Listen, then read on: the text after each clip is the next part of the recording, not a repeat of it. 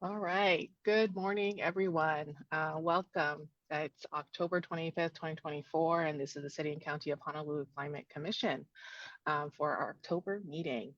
Karan, could we do roll call, please? Thank you. Good morning, everyone. Chair Islam, Present.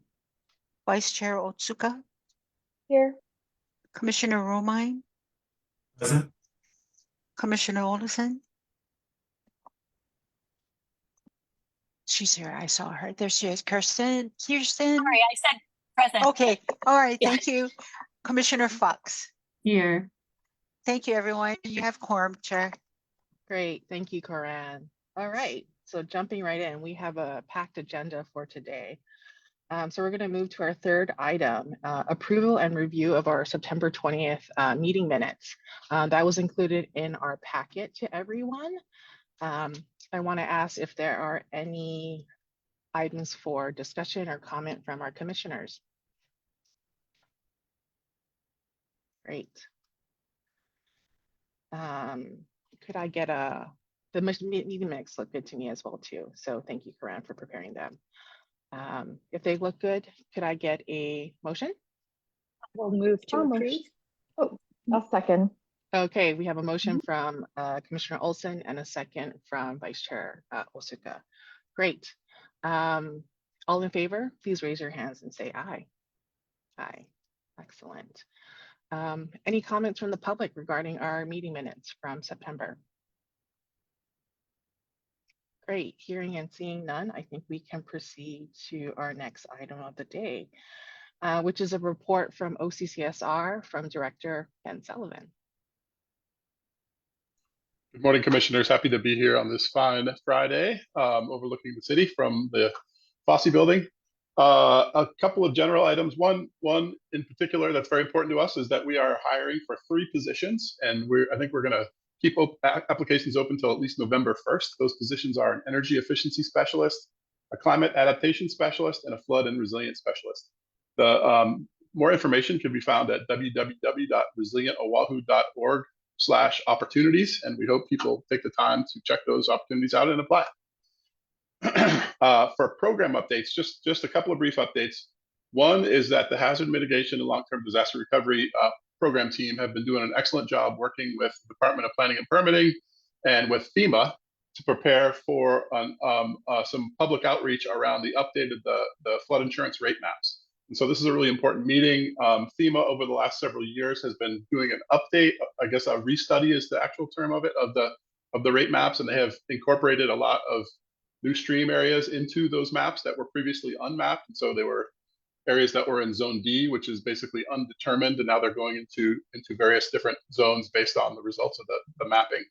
This has implications for people who live in those zones, and so it's very important for us to communicate out to all these property owners about what the changes are and what's the nature of them and what they mean to them. And so we have meetings coming up. The first one will be November 4th from 6 to 7:30 p.m. online. The second one will be November 6th from 4:30 to 7:30 p.m. at the Blaisdell Hawaii Suites. And that second meeting is really a bunch of resources will be available to the public, and people can come in anytime, and they can approach the different departments that will be there, DPP, ourselves, the Department of Facility Maintenance, the state, and then of course FEMA will have some representation. So we're really excited to be able to share a lot of information about what's happening, and we hope we can help people through what is potentially a confusing process for people, but really new information to understand our risks better. So that's been a big piece of work this month for that team. I think I mentioned last month that the climate action team kicked off some of their outreach, and then since then we've also kicked off our work with our consultant. So Huanani Partners is the consultant who is taking on the contract for developing that plan with us, and we're very excited about that. So we had our first meeting. We're just getting started, but really some promising opportunities there with that team.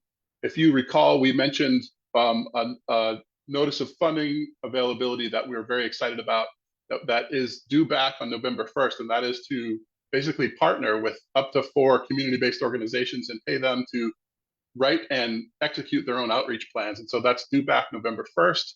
We're really hoping we get a lot of applications and we get some great partners for that work. So that's another item. Lastly, I wanted to offer up the fact that several of the team members attended the Pride Parade on October 19th. And one of the members of our group rode the whole thing on a beakie. I'm not going to say who, but others were walking.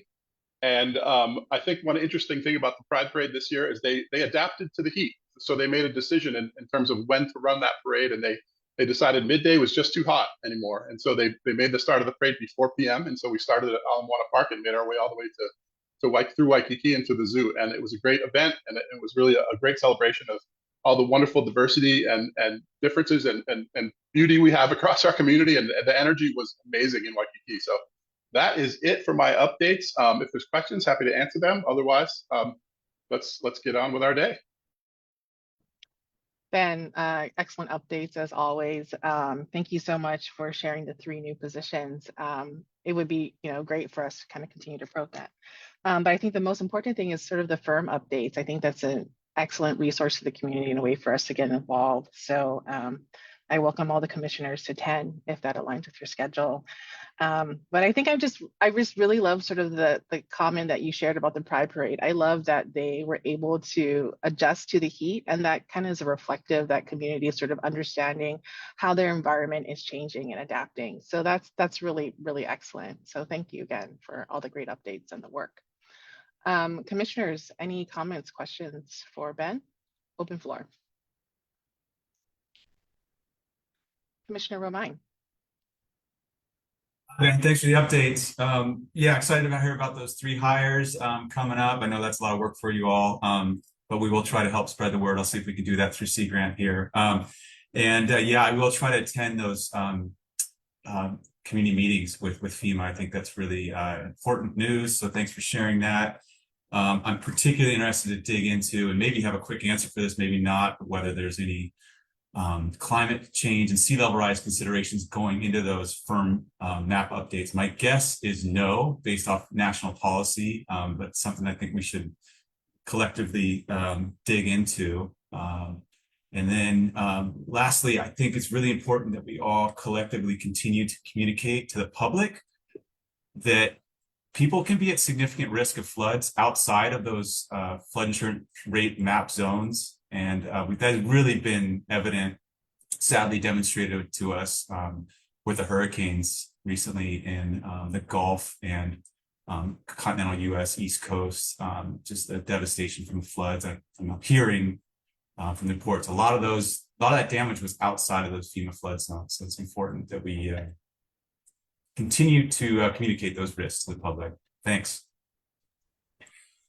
Thank you, Commissioner Romine. I do not know, and I'm going to refrain from trying to speculate on that point about whether there's any sea level rise data integrated into their rate maps, but certainly it's a question you can ask if you're able to attend, and I will make sure someone asks if you're not there. So thank you very much. Thanks. Thank you, Commissioner Romine. Excellent points. Commissioner Olson. Yeah, I was actually going to just second that. I'm playing with the map. It's a very cool tool. It's really intuitive, and congratulations on that. Of course, zoomed in on where I'm sitting right now and looking at my, but the question about how much are we allowed to put in here about like sea level rise scenarios and whether that could be, a useful extra layer moving forward. So maybe like the current requirement is based on some existing flood risk, but we could say, put an overlay of climate change scenarios. The tool's already here. It seems like, just even integrating with the NOAA flood mapping or some other government source could be really powerful. Thank you, though, for this effort. And I have circulated already the jobs to the NREM student body, so hopefully you'll get some good candidates. Thank you, Dr. Olson. The thanks really go to the team, Sarah Harris in particular as the lead, but really everybody, Maya DeVogue and Madeline who helped Sarah. So, and then DPP is doing a great job too. Thank you. Great, thank you. All right, if there are any more comments from our commissioners, I'm going to move to the public. Any comments from the public? All right, hearing none and seeing none in the chat. Maya, do we have anything on Facebook Live? Nope. Okay, we are good to go. So we're going to proceed to our first presentation of the day. It's a presentation from Shara Sider from the Cool Roof Rating Council. She is deputy director there. And we've had the pleasure of kind of collaborating with her on the development of the urban heat guidance paper. And we thought it'd be of value to continue to sort of share out some of the guidance from this organization. So I'd like to welcome Sarah as she presents on extreme heat mitigation and adaptation with cool surfaces. Excuse me. Welcome, Sarah. Thank you. Oh my goodness, I have a frog in my throat. Thank you so much for having me. I'm going to go ahead and share my screen. Let's see if I can get this to do it right this time. Okay. And let me just move my Zoom controls to the right window. Bear with me. Okay. Just to confirm, you all can see the title slide? Okay. Looks good. Awesome. Okay, so thank you so much, Chair Islam. As she just noted, I'm Sarah Schneider. I'm with an organization called the Cool Roof Rating Council. We're a national organization, and I personally and currently am presenting and residing in Portland, Oregon. I had the pleasure of visiting Honolulu a couple of weeks ago, earlier this month, for a series of meetings and industry events. And if the powers were in my hand, I would be there presenting to you all in person today. So I'm here to talk briefly about heat mitigation, adaptation, and resilience with cool surfaces, and to provide information about the Cool Roof Rating Council and our resources, which some of which are referenced in the urban heat guide that the commission released earlier this year. I do want to commend the commissioners and OCCSR for putting this together. It's a great document, and I think it's a very helpful step in implementing some solutions for mitigating the impacts of heat and adapting to a warming climate.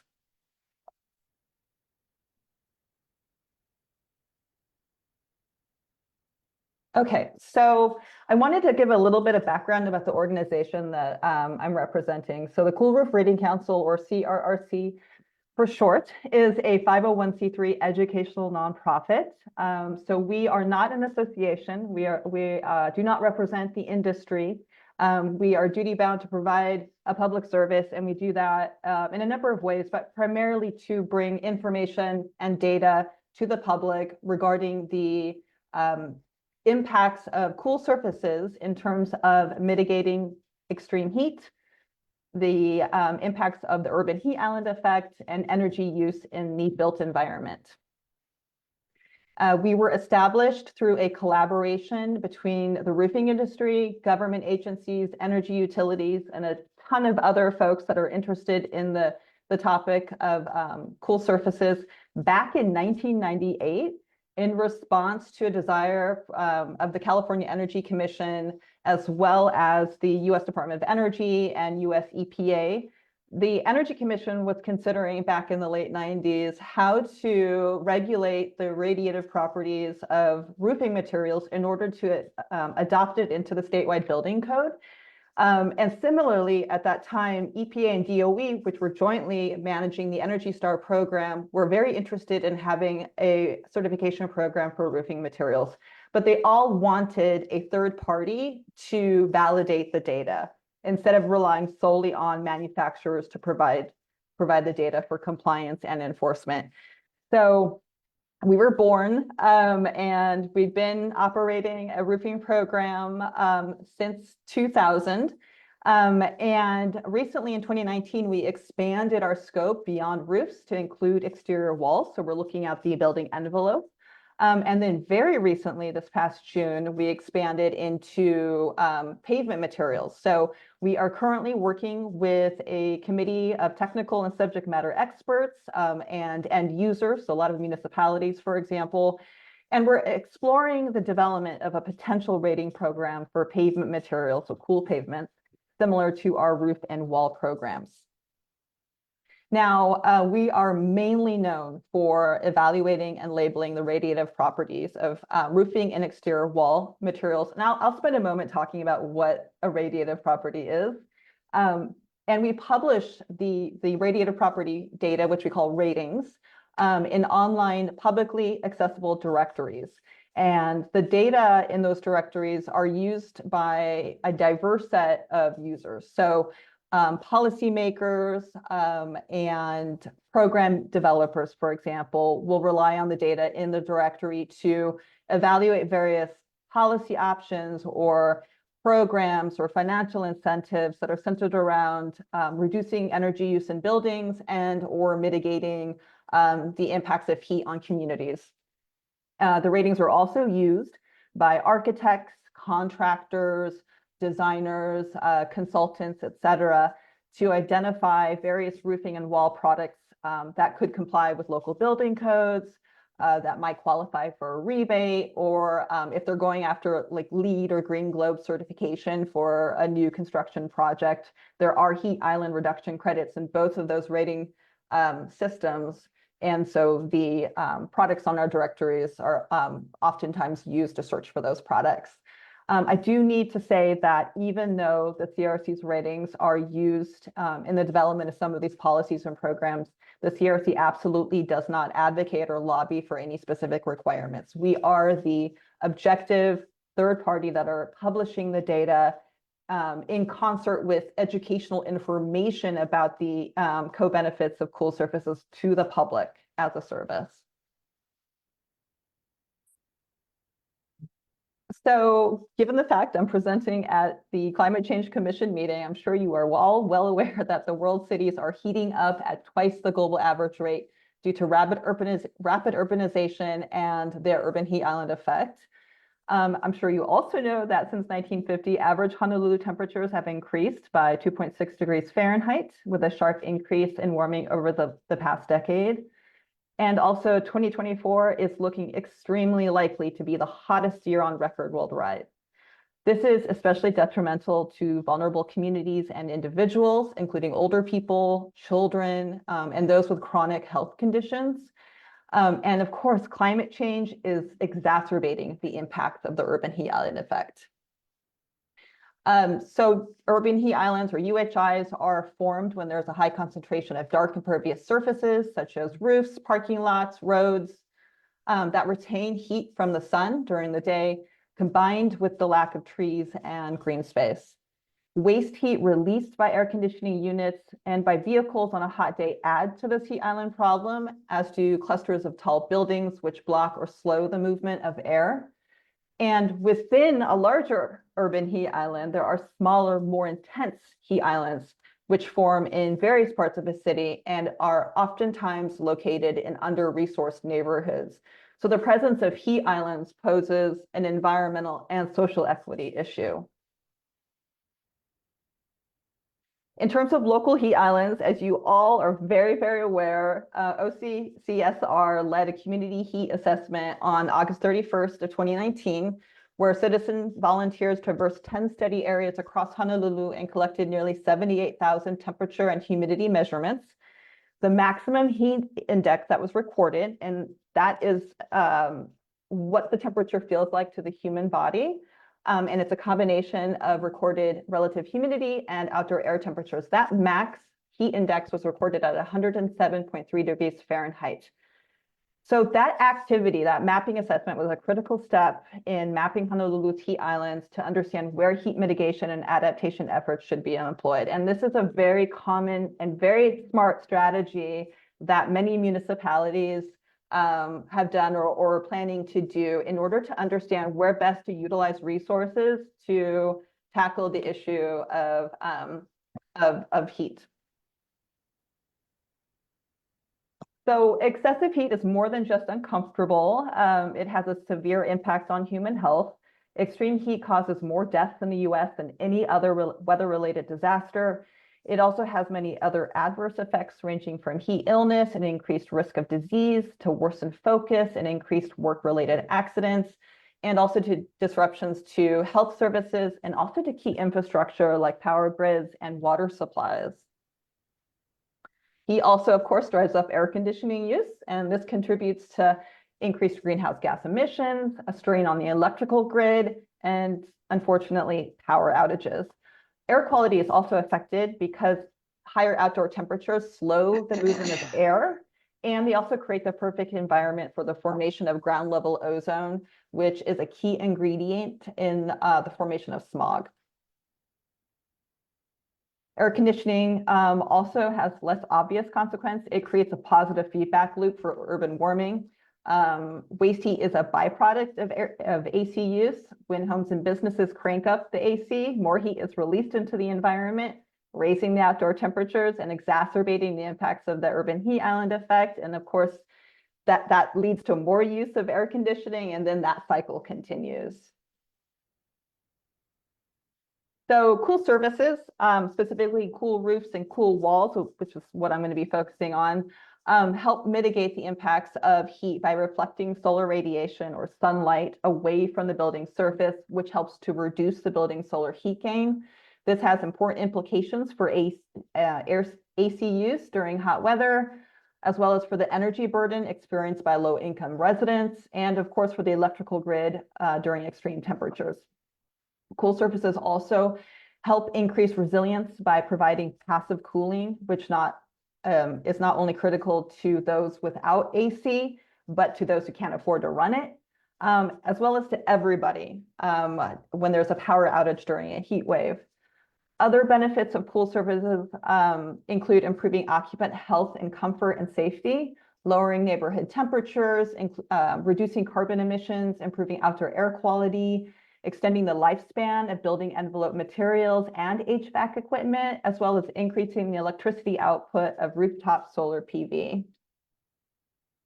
Okay, so I mentioned earlier I was going to spend a moment to talk about radiative properties, and forgive me if you are already well versed in this. For the benefits of the community, I guess, who are joining through Facebook Live, there are two properties that describe the coolness of a material. The first is solar reflectance, which is also referred to as albedo, and that's the fraction of solar energy that is reflected away from a surface. And the second property is thermal emittance, and that's the relative ability of the surface to radiate any heat that was absorbed. Both of these properties are measured and rated on a scale of 0 to 1. The higher the number, the more reflective or emissive the material. One way I like to think about it is if a roof surface or a wall surface has a solar reflectance of 0.40, it's reflecting 40% of incoming sunlight. With respect to roofing materials, another common metric that is often seen in LEED, for example, or in various building codes is SRI. That stands for Solar Reflectance Index, and that's a calculated value that combines the measured reflectance and emittance values of a horizontal surface into one index value. And that can range between 0 and 100, with exceptionally cool products exceeding 100. I want to note that SRI is not an appropriate metric for vertical surfaces. It should not be associated with walls.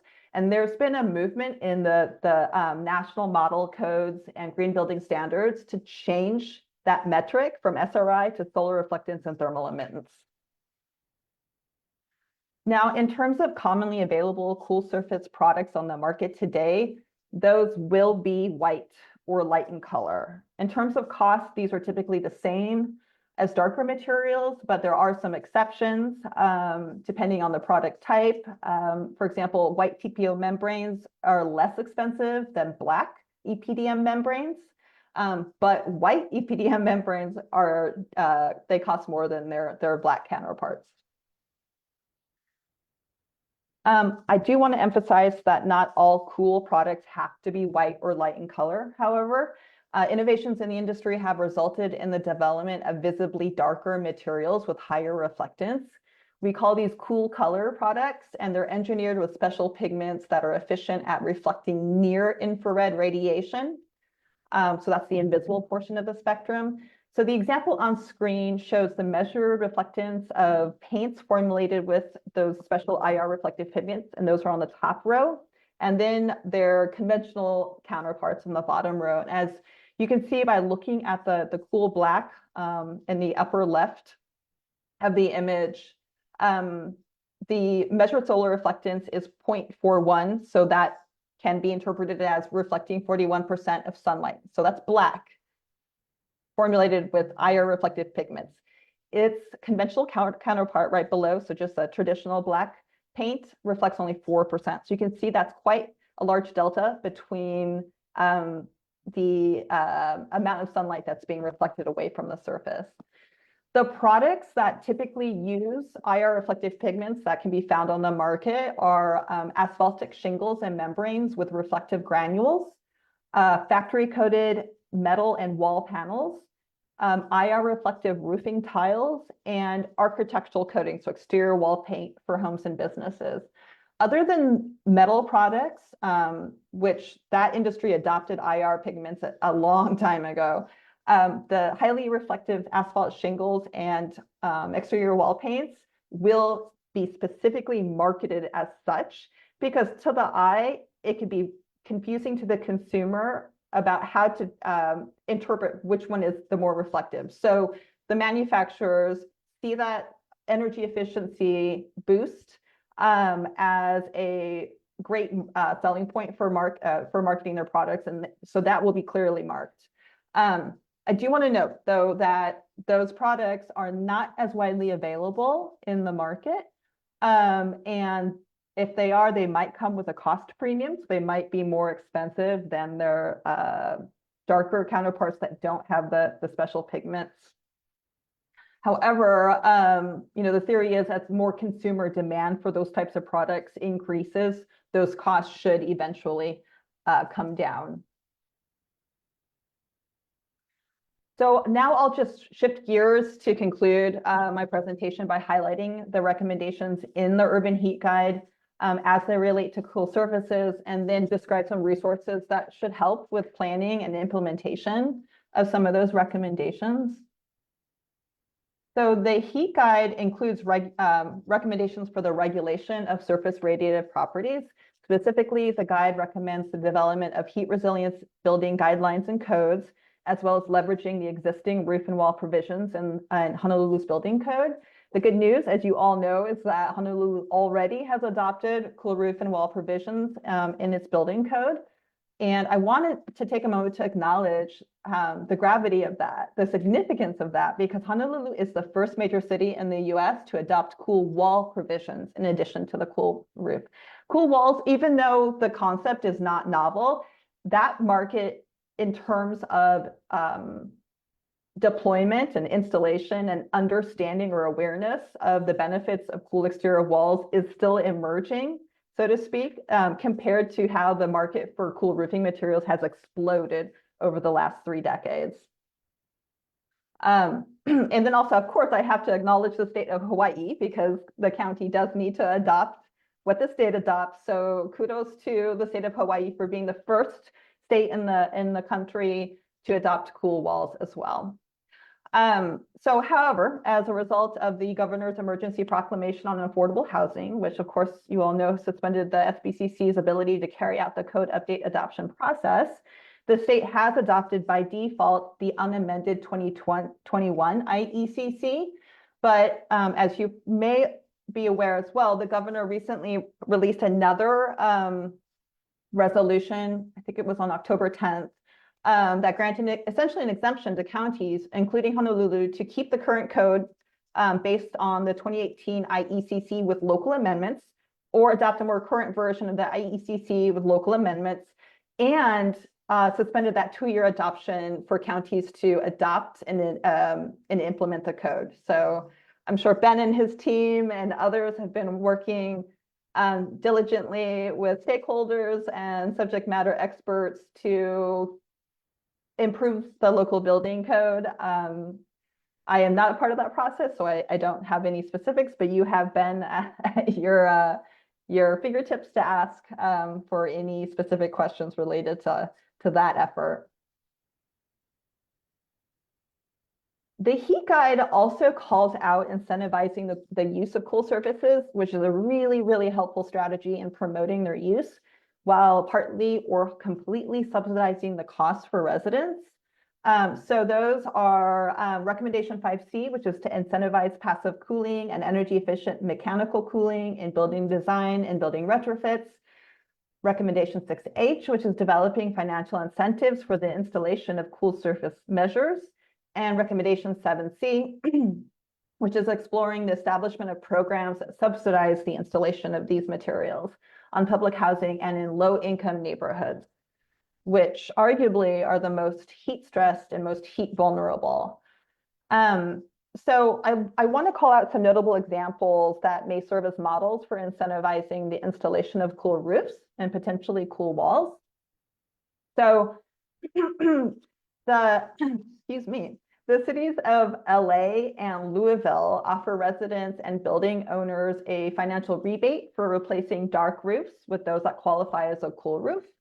LA's cool roof rebate is offered by its municipal utility, and it complements the city's cool roof ordinance. So they're using both the carrot and the stick approach to deploy wide-scale installations of cool roofs. And of course, they prioritize low-income neighborhoods and households. Louisville's rebate is offered through their mayor's Office of Sustainability, and they have reserved $100,000 out of its annual budget for the installation of cool roofs on all homes, but half of that budget is reserved for low-income homes. So I talked about rebates as examples. There's also programs that will install a cool roof at no charge to residents and building owners. The two most notable is New York City, which has had a cool roof install program since 2009. A really cool aspect of that program was it includes, since 2016 has included a workforce development piece. And so they partnered with a CBO there, the HOPE program, where they go out and do outreach and then train residents as cool roof installers that are working on the city's cool roof install program. So it's a really, really cool approach. The New York City Mayor's Office of Recovery and Resiliency reserves a portion of their annual budget to fund that training program and the install of cool roofs on residential and commercial buildings. And then they also receive some philanthropic funding for the program as well. And that program has an annual goal of installing 1 million square feet of cool rooftops. They have been really successful in this. So they've been able to cover a good portion of New York City. New York City, even though it's an island, there's a lot of roofs. So that's quite an accomplishment. Shifting gears to move south on the mainland, the city of San Antonio in Texas, through its Under One Roof program, offers a one-time grant to homeowners to assist in replacing worn or damaged shingles with highly reflective shingles. So there are parameters, of course, and requirements. You have to be income qualified. It has to be a single-family home. It has to be owner occupied, and it has to be an air-conditioned building, because part of their original intent when they piloted the program back in 2016 was for energy savings, as well as for mitigating the impacts of heat for homeowners, and then of course the surrounding community as more cool roofs are installed. I want to note that all of these programs I just highlighted are equity centered and prioritize funding for heat stressed neighborhoods, which is one of the recommendations in Honolulu's Urban Heat Guide, is to really focus on programs that subsidize the install for low-income neighborhoods. Another recommendation in the Heat Guide is the creation of a public education and outreach program to increase heat awareness. The recommended elements that are on the screen for such a program focus largely on heat mitigation, which is really important given the adverse effects of extreme heat on the body and the mind. But I really do want to call out the importance of including solutions in an education campaign, solutions for mitigating the impacts of heat, but also for adapting to rising temperatures. I think that's really an important part of the message. We're not reacting, but we're also preparing for the fact that it is getting hotter and hotter. So on the next few slides, I will highlight some of the free educational resources that Honolulu could consider including in a heat awareness campaign. Some of these are probably already on your radar. The first is the Keep Your Cool campaign, which was launched officially in early August of this year. It was sponsored by the Department of Energy, and it provides information and resources about how to keep unwanted heat out of our homes, workplaces, and communities with the use of cool roofs and cool walls specifically. And the QR code on the screen will take you to the Keep Your Cool campaign website, which is hosted by Lawrence Berkeley National Laboratory's Heat Island Group. And there you'll find a whole array of various types of resources tailored to policymakers, to homeowners, to practitioners, et cetera. And that compilation was a massive stakeholder participatory process where a lot of organizations and agencies and munis from across the US contributed existing materials. So the campaign didn't create new materials. It's kind of a clearinghouse or compilation of existing materials for communicating the impacts of heat, raising awareness around that, and then resources that could be, for example, Honolulu could find useful for its climate and to mirror or to expand upon and so forth. So all of that can be accessed for free. The other is that the CRC offers a free on-demand and self-paced continuing education course worth 1 AIA Health Safety Welfare credit.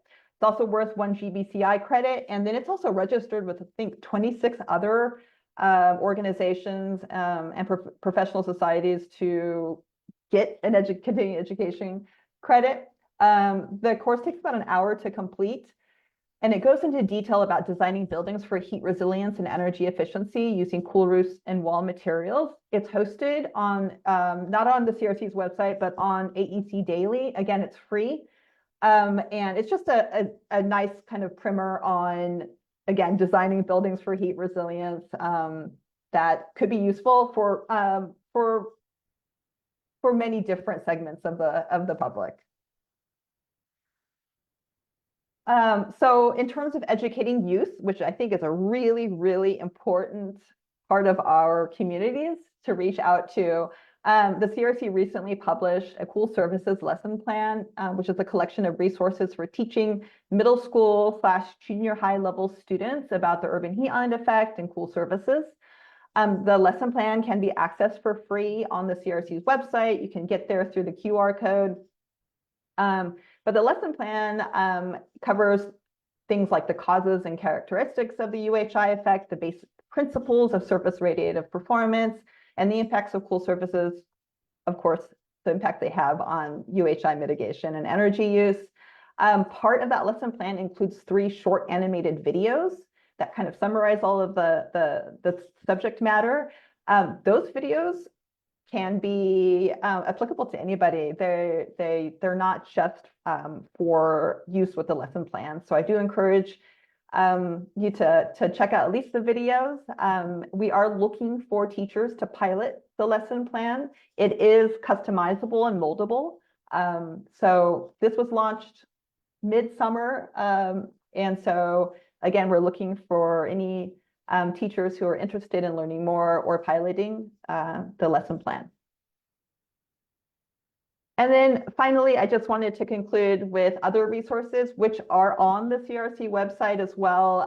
Those include databases of cool roof and wall codes, programs, and standards across the US, as well as financial incentives across the US, and then a ton of downloadable fact sheets and 2-pagers and so forth that cover various aspects related to what I've talked to today. And those are tailored to different audiences like policymakers or contractors and architects, et cetera. And those are free as well. So that brings me to the end of my presentation. Thank you so much for giving me this time. And I'm happy to answer any questions if you have any. So thank you.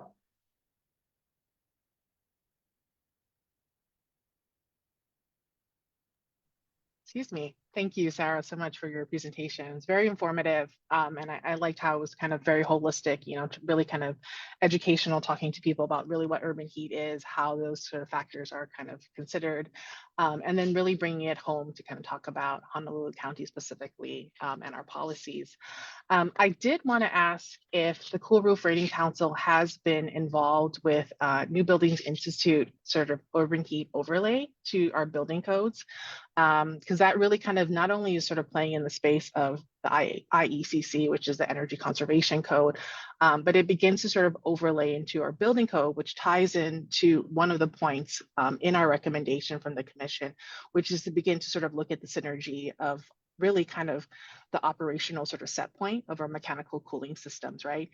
So I'm just sort of curious if there's been any work in that. And I'm asking this question because you also brought up our state building code council and sort of where we currently live, given the emergency sort of proclamations that have been issued, and that this might be an opportune point to educate the public further on how policies could be perhaps advanced on some of these sort of potentially equity driven pieces.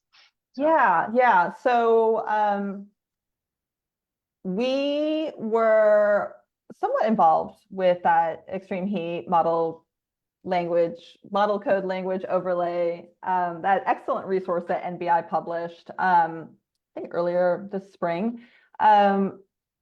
with respect to the cool surface language, not the requirements that they're proposing. But with like the maximum cooling set point, that kind of language, that's outside the scope of our organization. But if that's something that you want to, I don't know, were you involved with that at all? I was not involved. Okay, because I can make an introduction. Yes. No, I was just really curious how the role that, CRRC was involved in kind of that, because NBI has been really instrumental, right, in issuing out at least guidance, right, and offered to policymakers, what have you, to consider as they do code adoption and review. Yeah, the NBI, well, thank you for mentioning them because they are another nonprofit also based here in Portland, Oregon, but they have national participation, and they've really, I think, one of the organizations that have taken the lead on addressing heat. Seeing how passive cooling solutions and energy efficient mechanical cooling tie into their primary thing, which is moving towards zero net energy building electrification of the codes and so forth. So they're spreading that message out there more and more. So there may be more policy discussions around subjects outside of just, passive cooling. But to answer your question again, we were not involved with that. I can't speak to it intimately. And then just one last question. Just curious, what is sort of the timeline on releasing some guidance on cool pavements? Yeah, because that's another sort of recommendation that's really kind of been plugged into our guidance document. Yeah, no, great question. We are still kind of on like a fact-finding mission. So we just put out an RFI, request for information, to municipalities through the Cool Roadways Partnership. I want to say Honolulu is part of that partnership. So we leveraged that network, which is 30-something cities that are in various stages. So we're going to extend that RFI to get more responses, because what we really want to understand is what experience the municipalities or organizations that are installing cool pavement materials are having with respect to wearability of the material and radiative performance, because it's different from our experience and expertise in building envelope materials. People are not generally walking or driving on a roof or a wall. So a key aspect of the CRC ratings, which code developers and regulators they find quite important, are aged ratings. And so through our roof and wall programs, we have 3-year aged ratings, which is based on field exposure in 3 different climates across the US for 3 years undisturbed. that's a key technical question that we're working with subject matter experts on. How could that be applicable, and should it be applicable for pavements? So to answer your question, where the timeline it's very murky. We are, again, collecting information, and our technical experts are going through discussions around those kind of the really important programmatic rules that affect age ratings, because ultimately people do care. How is this going to perform X number of months or years down the line, especially with cost implications for maintenance, initial install, and so forth, that municipality or public works care very much about, as they should. So Honolulu, if I am remembering correctly, as a member of the Cool Roadways Partnership, is, maybe Ben can speak to this more. I don't know if there are any cool pavements being tested out around the city or the county. But I would love to learn more information, because the more information we get, the more informed we are to develop an appropriate program. That was a very long-winded answer to your question, sorry. To my knowledge, we are not part of the Cool Roadways Partnership, Okay. but I made note of it for sure. And the adaptation team has been doing a lot of work, both around communicating about we actually are developing a Cool Honolulu campaign, as well as kind of thinking about the various provisions you talked about. So exciting stuff for sure. Awesome. Well, then I'm going to circle back with you and your team, Ben. Great.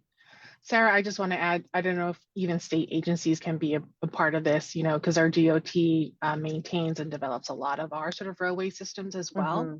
And they have been at least a leader at looking at some low embodied carbon pavement surfaces. So this might be a synergy just to look at sort of the heat properties of it too. Yeah, I think it is really important to have the state DOTs part of the conversation, ultimately as end users and potentially as experts with experience working with various materials at the table.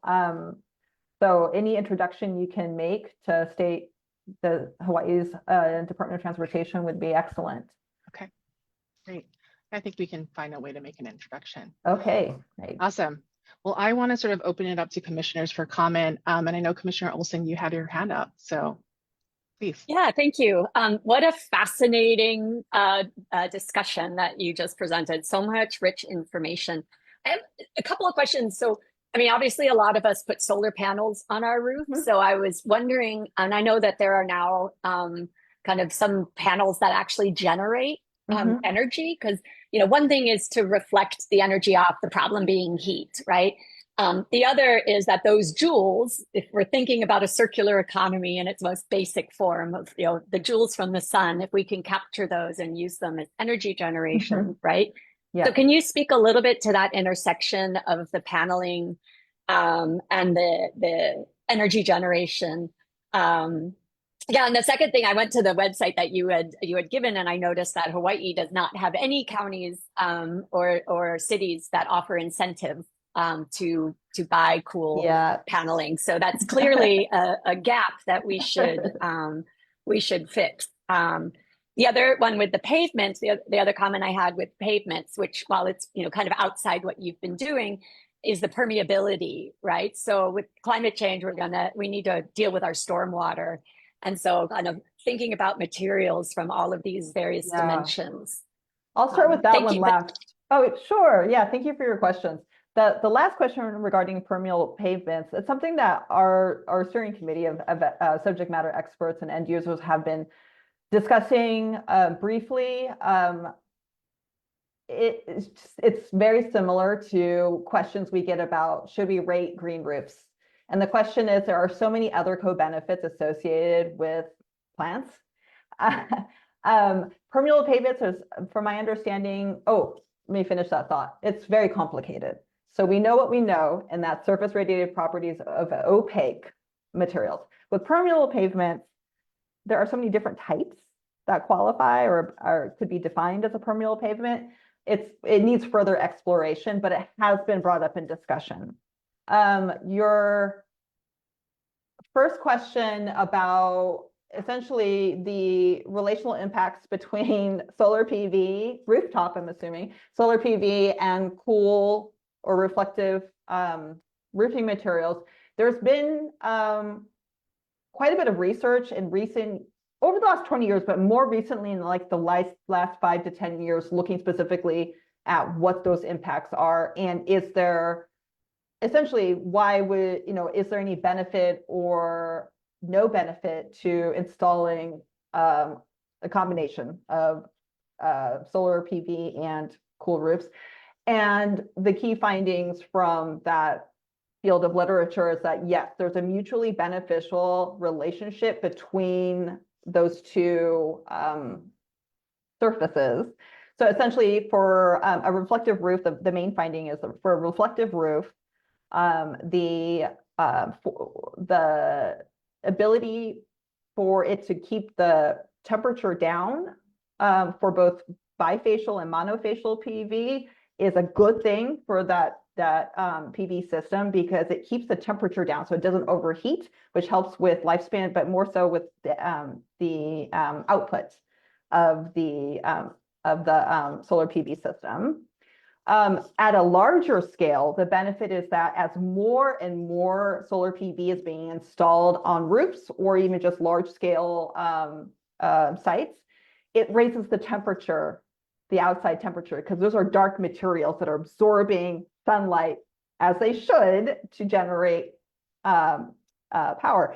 But with the reflective roofing and the other surfaces, right, in combination with trees, it helps to bring down the temperature to help kind of end that positive feedback loop that's being, or at least the increase in temperatures, if that makes sense. And then you had another question, or was it just a comment? Yeah, sorry, I loaded you up. The financial incentives. Oh, yeah. I don't know if this is true. I heard that if it's codified, like if it's in the building code, then Hawaii Energy can't offer an incentive. Could be a rumor that I'm just spreading. I don't know if that's true. Maybe others which is a shame, honestly, because like City of LA, for example, City of Austin as well, the rebate is really helpful when you're mandating something.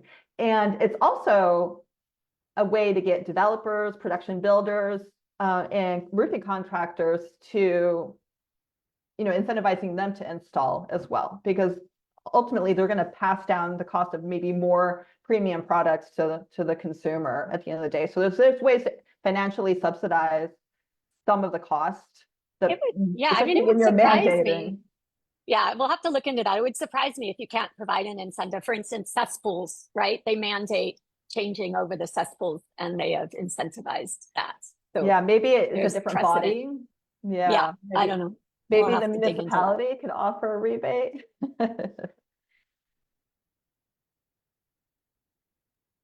Great. Thank you, Sarah and Commissioner Olson. Any other comments, questions from our commissioners?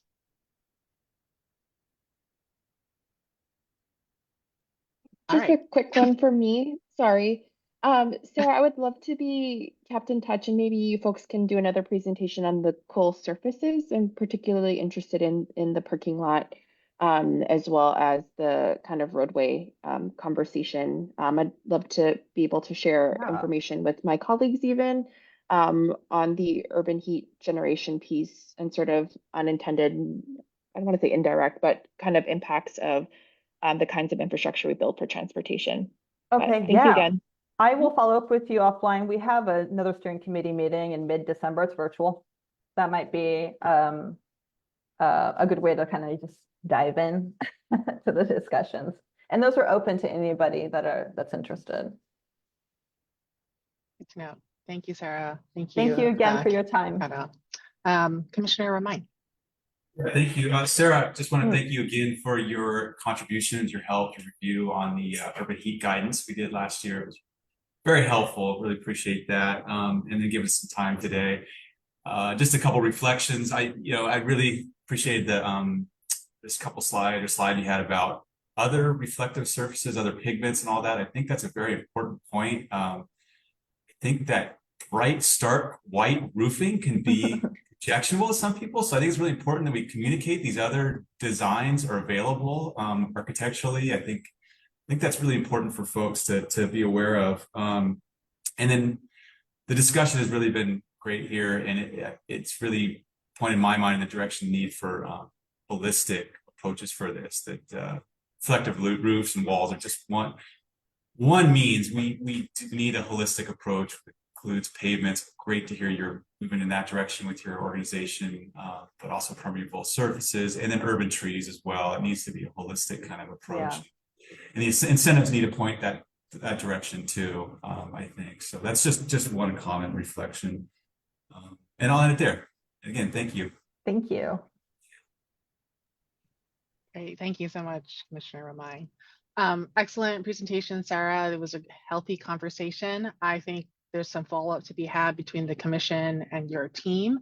But let's, continue to keep this conversation moving. I would love to sort of see more dialogue on this. Okay, are there any comments from the public? Chair, you have a question from Jeff in the chat. You want me to read it out loud? Would that be helpful? Yes, that would be great. Okay. Thank you. Yep. So Jeff asks for Sarah, does CRRC use/recommend any third-party testing and reporting? If so, who and how?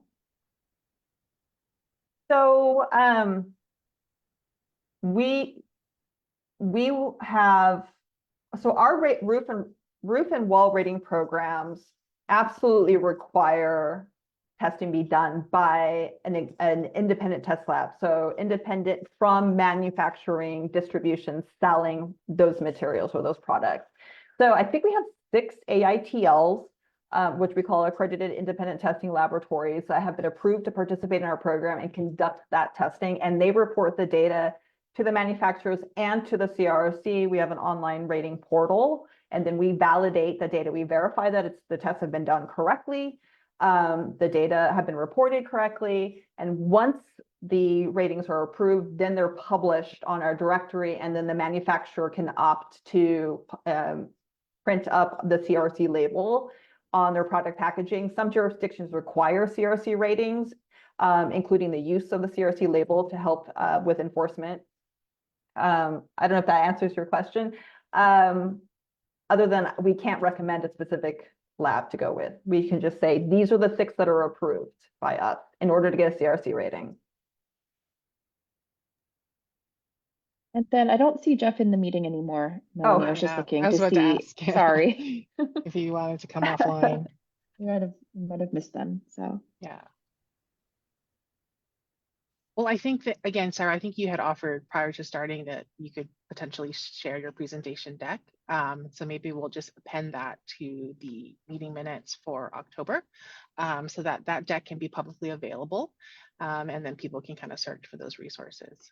Great, and thank you. And my email address is on the last slide of that deck. So if Jeff or somebody wants to reach out to me to follow up on that question, they'd be able to get a hold of me. Thank you again. Thank you. All right. Well, thank you, everyone. This is an excellent discussion on mitigation and adaptation of urban heat. We're going to move on to our next topic, which is a discussion on sea level rise guidance for annual extreme levels. This came out of our conversation from our last meeting, really talking about other ways in which our commission can begin to provide guidance. And Commissioner Romine offered to kind of update us on some recent developments with NOAA on the sort of exceedance level for SLR. So Commissioner Ryan, I want to sort of turn the floor over to you and kind of give more of a better introduction to this topic than myself. I don't have slides, but I do have a couple online resources that I want to share with this discussion. So I'm going to go ahead and share my screen here. Okay, so you're seeing that. Oh, there we go. Share. Okay. So yeah, I want to spend a little time with the group talking about tidal fluctuations, natural variability in tides and exceedance levels, and how that relates to the sea level rise projections that we provided in the updated commission guidance. It's actually a little before my time in 2022 with that updated sea level rise guidance. we're seeing a number of efforts in Honolulu City and County, particularly aimed at Waikiki and urban Honolulu. They're beginning to consider design elevations with sea level rise. So things like additional freeboard space above the Slerexa flood levels, that sea level rise exposure area. And I just want to share a couple of those examples to start. This was a project I think was completed in 2022, envisioning in situ sea level rise adaptation strategies for a densely developed coastal community, Waikiki. This was led by Dr. Wendy Maguro in the UH Architecture Department. And they provided this really great booklet, resource for folks to look at if you want to dig into this more.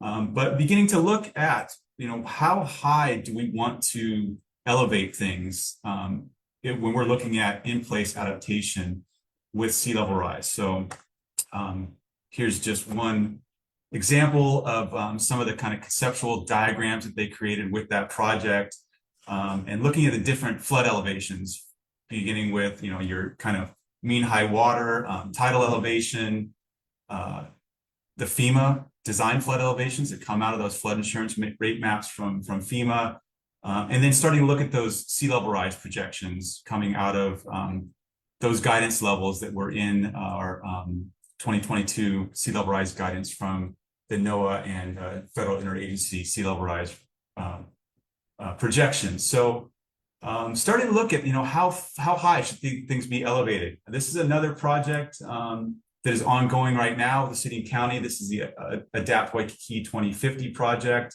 And this is taking a shorter term look out to the 2050 range at sea level rise risks, and kind of in that near intermediate term, what are some of the guidance that should be developed for adaptation, particularly in Honolulu and in the Waikiki urban core. A related project that I was involved in, this is the Waikiki Resilience and Sea Level Rise Adaptation Project with the University of Hawaii Community Design Center. Again, looking at flooding levels in urban Waikiki and starting to look at recommendations of how to adapt in place. This project also took a longer term view out to 2100 and looked at different pathways for adaptation, including ultimately where necessary, retreating for some areas that are just too permanently inundated. Then I wanted to walk over to our guidance, our sea level rise guidance that was completed in 2022 from the Commission. It laid out 5 key recommendations. I want to focus in on recommendations 2 and 3 in particular. Those items looked at the sea level rise scenarios based off of that federal interagency report recommending 3 to 4 feet of sea level rise out towards the end of the century as a planning target for most development, and then as much as 6 feet of elevation for critical infrastructure, things that have low tolerance of risk for flooding. We'll come back to that in a minute. I want to talk now about some of the mapping resources that are available, and I'm sure you're familiar with most or all of these. This is our State of Hawaii Sea Level Rise Viewer showing that state sea level rise exposure area. This map area shows the extent of areas that are vulnerable to flooding, but does not talk about the depths. The depths are available if you dig into these layers, access them directly from the researchers, but are not visible on the mapping site. So while this shows an exposure area at risk, it doesn't provide the next level guidance that's needed as far as how high to elevate things for things that are we're going to attempt to adapt in place. Similarly, there's the NOAA Sea Level Rise Viewer. This also shows sea level rise flooding. This is kind of a passive flooding model also that I'm showing here. And this is, for each of these models, they're showing flooding based on a mean high water datum. So this is where sea level rise would be, areas that would be inundated at a typical high tide. Given that amount, in this case showing 4 feet of sea level rise, these are areas that be inundated permanently or repeatedly at a typical high tide. So that's important as we look towards design guidance. And then I also want to highlight the Climate Resilience Collaborative, Chip Fletcher's team, working on a next generation sea level rise viewer. And this is the early data that's available from that tool, real similar to what's in the sea level rise, state sea level rise viewer now, and the NOAA sea level rise viewer, and looking at that kind of mean high water passive flooding here. Again, showing areas, now they've added depths of flooding with the color coding. A new tool that's become available pretty recently here now is this NOAA flooding exceedance probability level and tidal datums tool. And this is actually digging into the tidal data that's available from the Honolulu tide gauge in Honolulu Harbor. This is available for tide gauges around Hawaii and nationally. And it demonstrates clearly and provides really detailed, accurate data about those water levels that will continue to exceed that mean high water datum that is used in the sea level rise mapping. So it's really important that we continue to take these additional exceedance levels above that mean high water level that's been mapped in considering design guidelines. And I can just show, so the exceedance probability levels here are based off of the 0 level. There is kind of a mean water level, a tidal datum. So that's kind of the average water level for the last 20 or so years from that Honolulu tide gauge. And then they provide, just for comparison, reference, a mean high water level. Here's that mean high water level that is equivalent to that datum that is mapped in the sea level rise viewer and those other tools. However, the important thing for this discussion is that water levels above that mean high water do occur and will continue to occur and act on top of those kind of mean projected sea levels that we see in those long-term sea level curves. And they provide it for kind of a 99% probability level, a 50% probability level, and I think importantly, this 1% high probability level is one we should take particular consideration of. And this is kind of your highest high tides of the year that occur. This is measured data. These tides occur on average about 1% of the time throughout the year, based off this tidal epoch that goes back, I think, 20 years, and roughly equivalent to a king tide. You know, these are tides that occur a handful of times a year, statistically. And so we have areas that are going to be flooded repeatedly in that mean high water level, but there's going to be tides acting on top of that, and actually making those areas bigger as well as a consideration. But for this discussion, I really want to stick to the additional heights that should be considered when adapting in place, particularly for our urban areas. What else on that? What I'd like to suggest for the commission, and this would take some discussion, I think, in a follow-on meeting, is some updates to the guidance. And in particular, I don't think it's major. I think it's more kind of just keeping up with the science and support of the recommendations that are already here.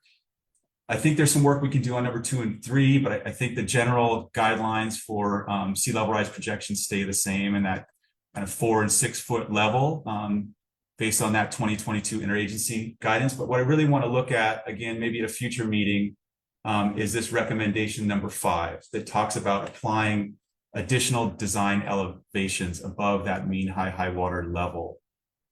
And looking at that flood exceedance tool now provides, that tidal exceedance tool now provides some better basis, scientific data to support adding a couple feet probably above, which was in this guidance, above that, that 4 and 6 foot level, depending on the type of development. So that's what I'd like to put forth to the commission for like to have some discussion here if needed, and some Q&A too with the commission and attendees if wanted. But I think we can look at that 5th recommendation, just do some housekeeping on that, some updates, and then I'd also like to maybe look at adding a paragraph describing what I've try to describe here and verbally here. It talks more about that extreme tidal concern and the effects of compounding flooding with extreme tides, as well as rainfall flooding, which will increase as those low-lying areas and the drainage infrastructure gets further compromised. And maybe I can, provide some recommendations there as far as updates to the guidance and bring that back to an upcoming commission meeting for further discussion. But I'll stop there, and yeah, maybe we could have some group discussion on this. Questions. Thank you. Commissioner Remind, this is excellent. Thank you so much for just kind of, briefing us and the community on kind of the resources out there, right, on sea level rise and passive flooding. I particularly enjoyed just the highlighting the importance of real life sort of tidal data and how that sort of fluctuates moving forward. As a practitioner, that's things that we look at, and we're trying to sort of determine how to incorporate that, right, to existing adaptations. So this conversation is really timely.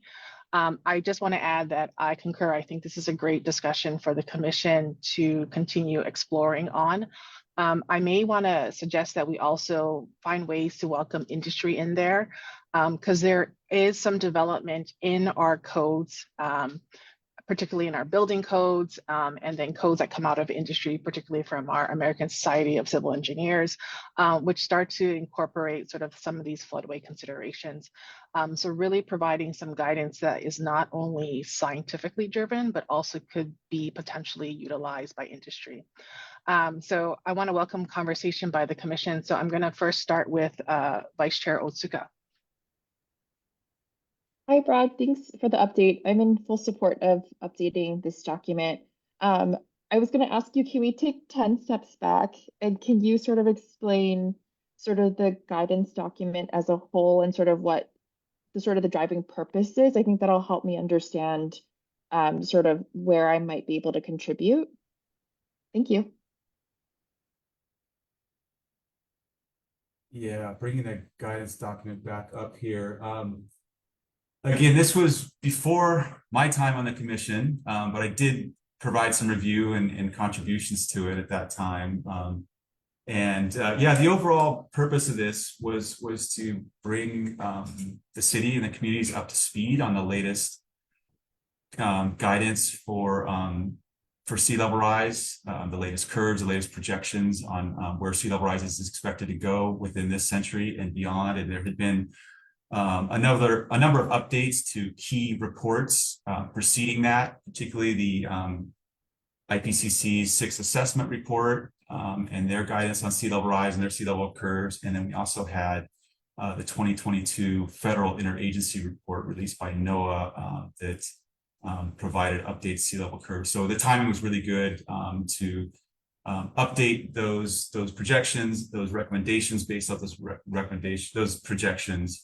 And so yeah, it was an update to a previous 2018 version of the sea level rise guidance, and meeting our overall objectives as a commission and just sharing the latest information with the city and the public, in this case, about sea level rise projections and the risks, the impacts, and diving a little further into the impacts such as compounding flooding, rainfall flooding, how that intersects, and then the other impacts like erosion and high wave runup. In this discussion, I've talked primarily about kind of the backshore flooding in our urban areas. That's going to be a result of direct flooding through our drainage infrastructure, also groundwater rise, but the document also talks about the effects, the risks more immediately at the shoreline around erosion and high wave runup.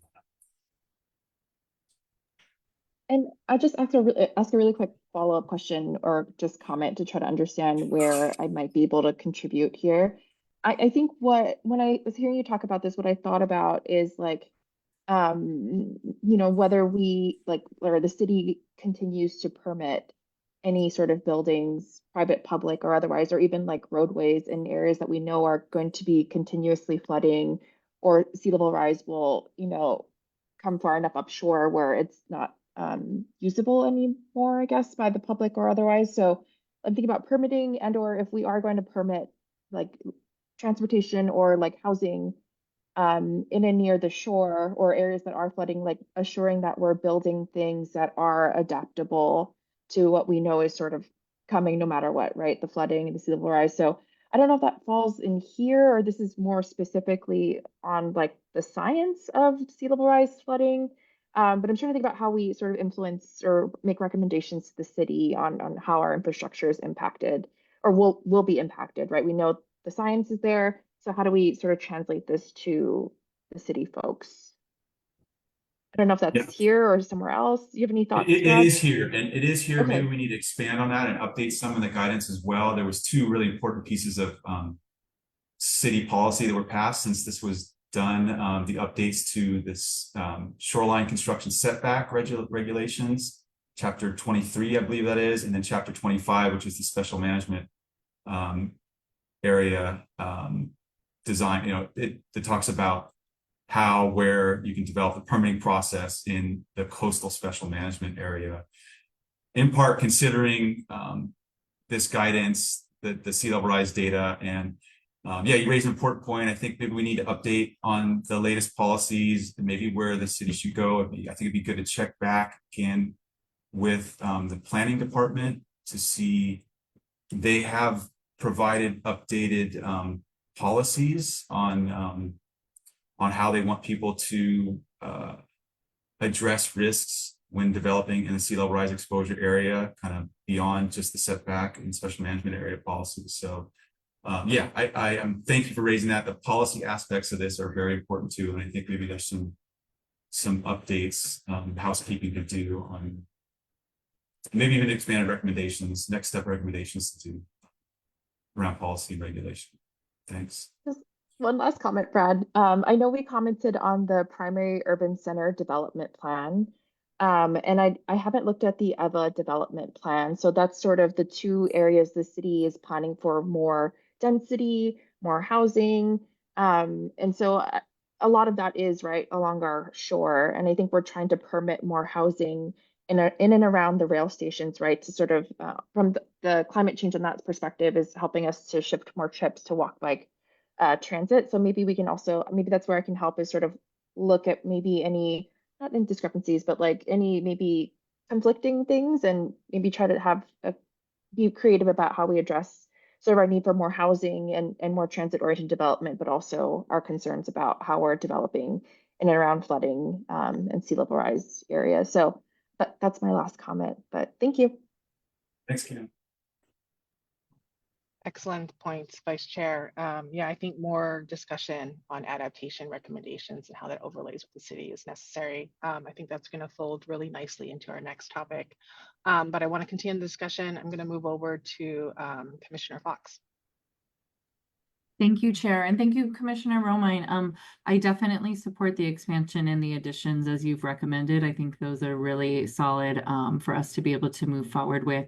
And my question comes also related to Agenda Item 7. There's been so many leadership transitions in the tourism industry during the past year. Has there been any commission speakers in the last year that have been able to present about in-place adaptation, sea level rise, and Waikiki's economic impact on the city? I think there's a real nexus that's coming out for me between agenda items 6 and 7 and your comments, Chair. I can try to address that. I don't know if we've had any commissioners speak formally on behalf of the commissioners, but they may have spoken out from their, primary sort of institutions. I welcome sort of the commissioners to sort of address that, but yeah.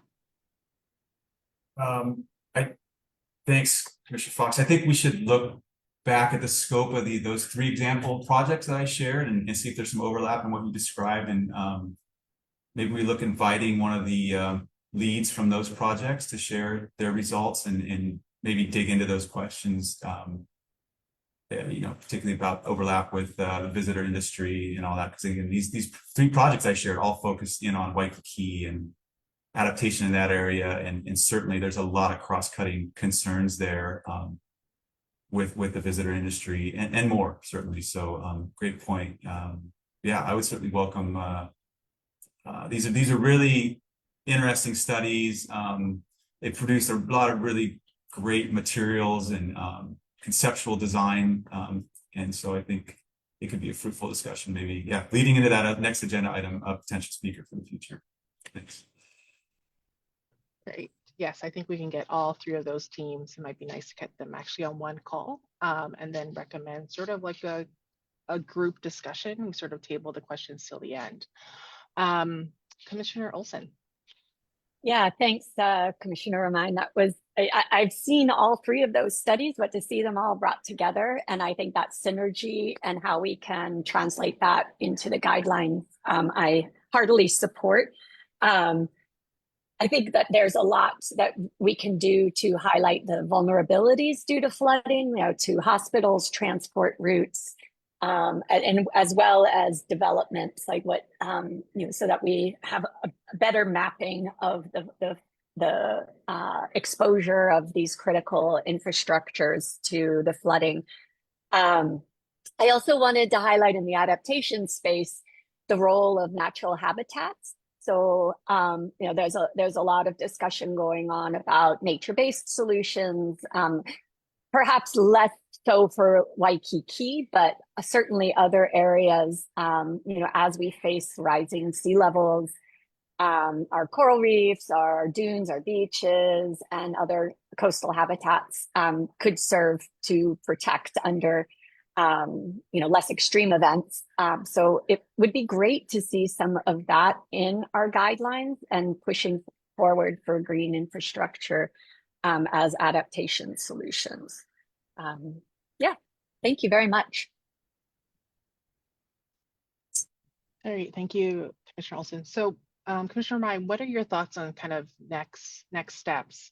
What I'm hearing is we're really kind of making another update to the sea level rise document, which is excellent, right? Because it first really started from a charge from Mayor Caldwell, right? Which was sort of the first brief. And then the commission led the second update brief in 2022. And I like this one because it's starting to be a little bit more holistic. I see it sort of actually pulling in some of the guidance from our other documents, but as sort of the person who initiated the discussion, I'm really curious to hear your thoughts and how you would like other commissioners to assist you with the next steps. Yeah, thank you, Chair. I did want to have some discussion on the process going forward. It's been a great discussion, though, about on other aspects. I was really kind of focused in on this design guidelines for urban development in place, kind of in situ development, but if we're going to open this up and take the time to update it, I think it's worthwhile to look at other aspects of this guidance as well. I would welcome, I was really hoping to get some guidance from you, Chair, from the Commission about the process for this. What I had in mind is maybe just, I could provide some updates, get a Word copy of this 2022 guidance, do some editing to the aspects that I feel needed updated based off what I provided here. But it sounds like maybe in doing so at the same time, we need to somehow open it up to others for input on other sections, to the rest of the commission for input too. Right. Not quite sure the smoothest way to do that. Yeah, so typically, we can take the structure of our guidance document. It's typically under 2 commissioners, right? So it would be yourself and another person at least would get live access, the Word document to the last iteration of the guidance document. And so those 2 commissioners could sort of shepherd the discussion. But I think it's not to say that the other commissioners who are not part of that could still look at the public available version, right? Continue to provide their input or additional resources that they think is worth investigating. And when you and that other commissioner is comfortable presenting some updates, we could just sort of share out from there. And then maybe that could be an appropriate time to do a transition. I'm curious to hear everyone's thoughts on sort of timeline. I know that was a big topic, right? in our past two meetings about, our guidance documents are very relevant, very useful for the city, but they take, at least a year and a half to develop.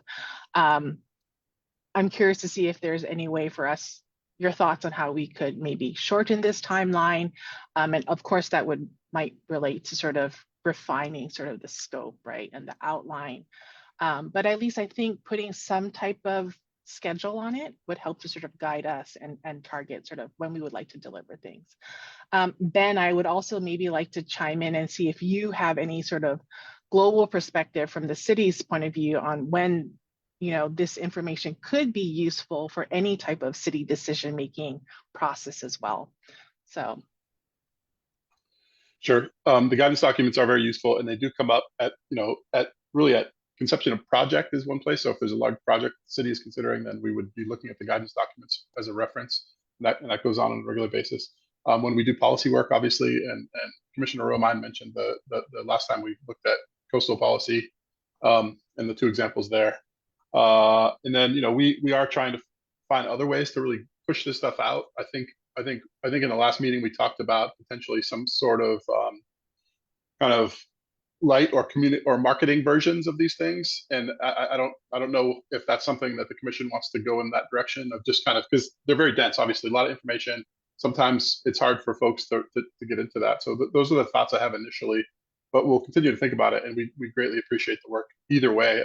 I was furiously taking notes as Dr. Roman was rattling off all the new resources that are available. So greatly appreciated.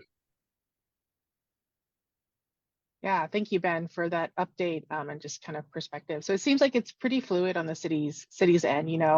One way I could see this maybe being incorporated is into the CAP, right? And so since that process is ongoing, it's just a matter of us, completing it on that timeline. So Commissioner Romine, I think as sort of I'm going to call you the principal investigator. I think I welcome you, and I want to hear the other commissioners' thoughts and how you see framing this, right? We did talk about timing being important. We did talk about how to make this more bite-sized. Commissioner Fox at the last meeting talked about other ways of communication. So even, maybe a byproduct of this, in addition to the update to the guidance, is really kind of these social media or informational pieces, what have you, but just thinking of, I think, different ways that we can kind of engage community and share this content is also useful. So.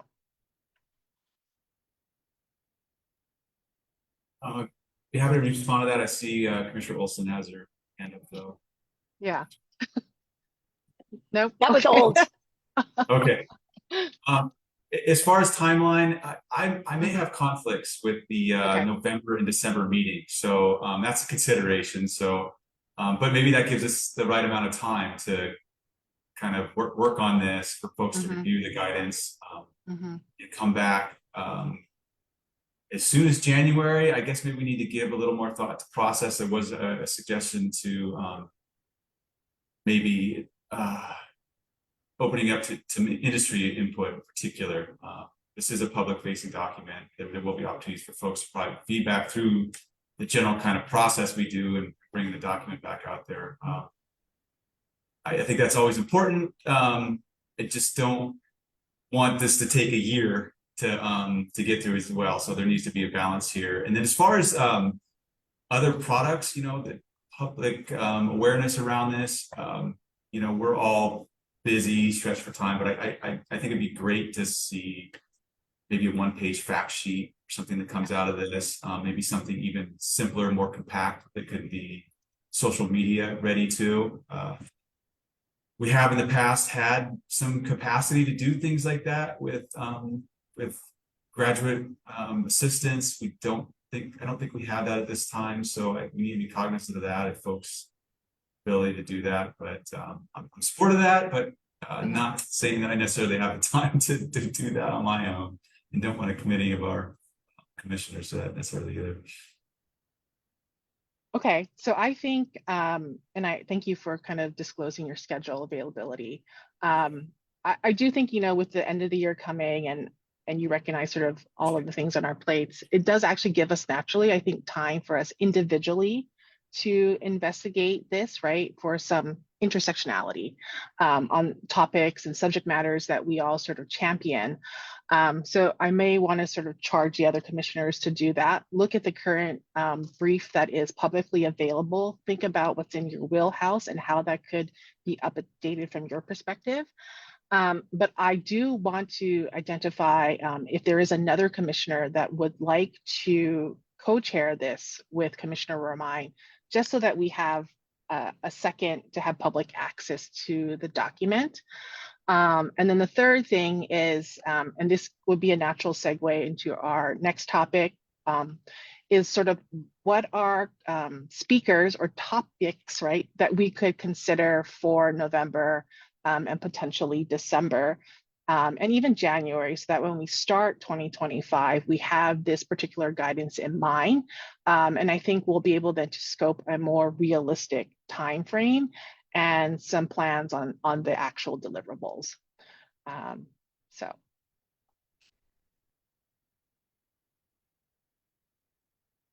Is there another commissioner that might be interested?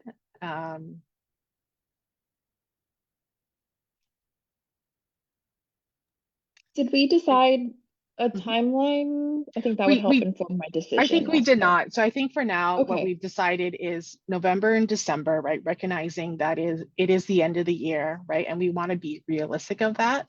That each of the commissioners will review the publicly available current status of the document, and taking the lens of their sort of subject matter, find opportunities for intersectionality based on this discussion. And I think that disclosure of information will come at our first January meeting. But the recommendation I'm having is at our November, and if you have a December meeting, invite a speaker that might be able to kind of share more content on this. If not, table that for January. But I think we're going to go more in depth into that in our next agenda item. So really, it's just to kind of give someone access. But Commissioner Romine. Just about the review process of the previous guidance. In the past, I think I've submitted comments on the PDF version of draft guidances, and so I think folks are welcome to do that. Maybe that's the most efficient way, just comment bubbles on a PDF and getting them to me as lead on this one way or another. I think it's okay to send those directly to me as long as you're not copying other commissioners in doing that.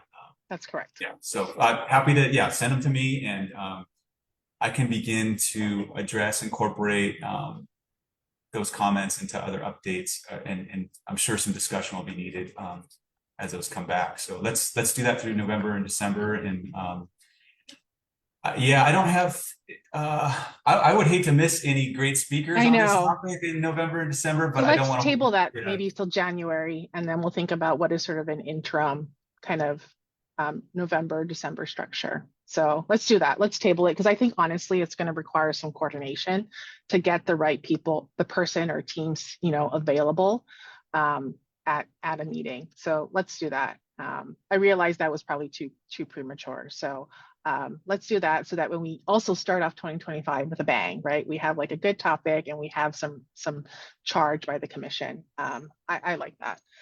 So sounds good. Sure. Okay, great, excellent. Any more comments from the commissioners before I move to public comments? All right. Vice Chair, if you don't mind helping me, there's a slew of comments that are on the chat. I guess what I want to sort of, I want to see if there's any people that are available. Before we go to the chat, are there any comments from attendees that are on Zoom, on Facebook Live? If you have any comments, feel free to unmic yourselves and share that with us. So Maya said no comments on Facebook, and then you have a couple comments from Tess. I can either read them, or Tess is still in the meeting, it looks like, if Tess wants to unmute. Yeah, I think that'd be better. Tess, if you would like to share your comments directly, that'd be great. Sure. Well, first, thanks for the opportunity just to provide some input, and also the opportunity to listen in on this discussion. When I mentioned in the chat, there are some projects we have had the opportunity to work with Dr. Chip Fletcher and team on, specifically that COLA POCO resilience review. And that's more of a community focus, but also looking at various types of infrastructure, including social and cultural infrastructure across Kolapoco. We had discussions about using that tidal datum data and how to incorporate that when selecting sea level rise levels based on the ZOST climate viewer. That is the data that we're using currently for the project. And it is also an approach that, in working with our team for One Water Honolulu, we have discussed using a very similar approach to have some consistency across the two projects. And that's something that we're trying to pay attention to. The folks we're working with, including Kristen Reynolds from, I think I'm trying to remember the official name of her organization, but it's One Water, One World. I think that's the right name there. She is working on a variety of projects, including that Waikiki project that was presented. And so we've been coordinating with her to try to see, are there other consistencies across projects for city and county? So that being said, just really appreciate the time and attention the commission is taking to trying to provide further guidance, because there are a host of projects beyond those and also what's been mentioned today that would really benefit from that as well. So wanted to share that. And I know a number of these projects have a component that is within the scope to involve developers or provide guidance also for the developer community. So that's maybe one other thing to consider that would be farther down the line for some of these projects and may indeed have good timing with the development of what we're talking about today. So wanted to share that and happy to, if there are any questions or further follow-up, but I know Ben, you're involved in both of those as well, and it's good to see you. So wanted to share real briefly. Thank you. Thank you, Tess. Your update was very informative. Curious, the timing for your study with Dr. Chip Fletcher on the Kolapoco Resilience Review Project, where are you guys currently with that? Is that something when you get to a good point that you would feel perhaps comfortable sharing with the commission?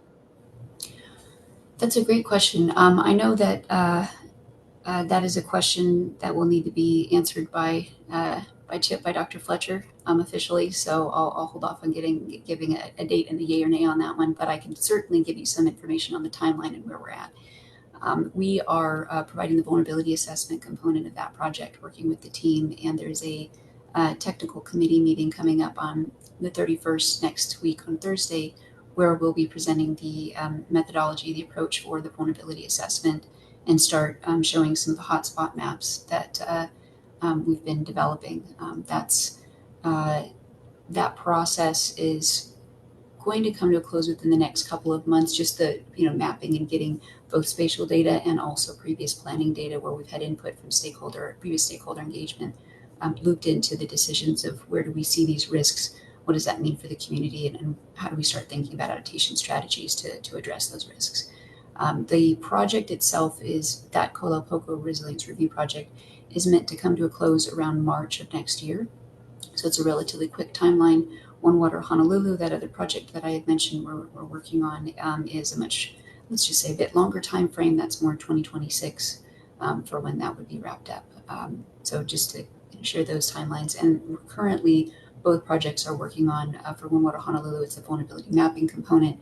For Kolapoco Resilience Review, it is the full vulnerability assessment, where it's the spatial data as well as some other community data that we're drawing from various plans, including the Sustainable Community Plan for Kolapoco.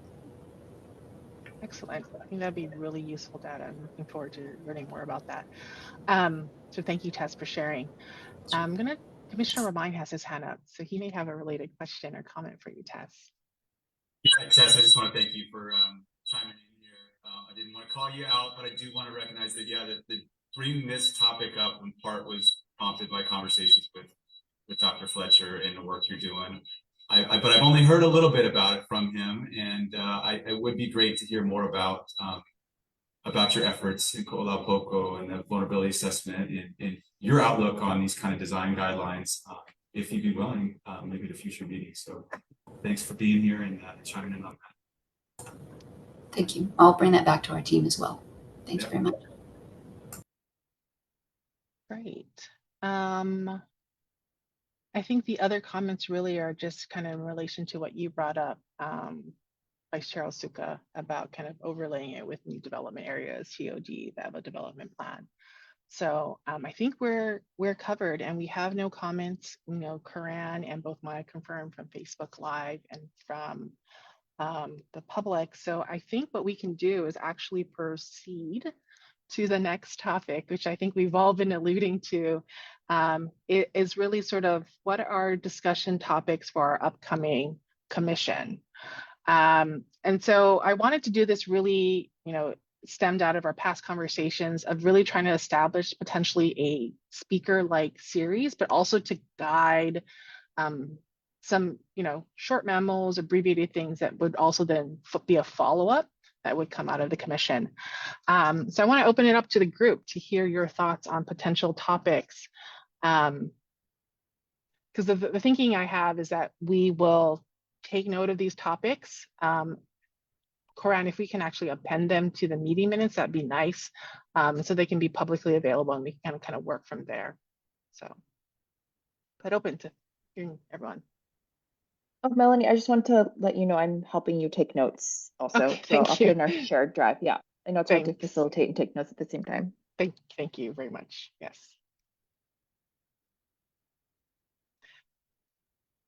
If you would like, I have actually generated a list of topics, primarily from review of our guidance documents and things that I just heard in the last 2 to 3 meetings.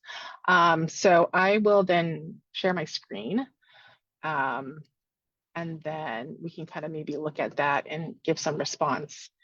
So these are really kind of representative of what I saw as really sort of recommended research that came from our last 8 guidance documents. These topics are fairly generic, mainly because I didn't want to get specific to it, but just I thought this could be a welcomed starting point for us. And what we could do is we can share this out to the community, or commissioners, you could email me your thoughts on potential topics and even related speakers. And then we can kind of talk about how we sort of can schedule them into our 2025 calendar. But I do know we have at least a topic of having adaptation, right, on sea level rise recommendations. We have from the Waikiki teams.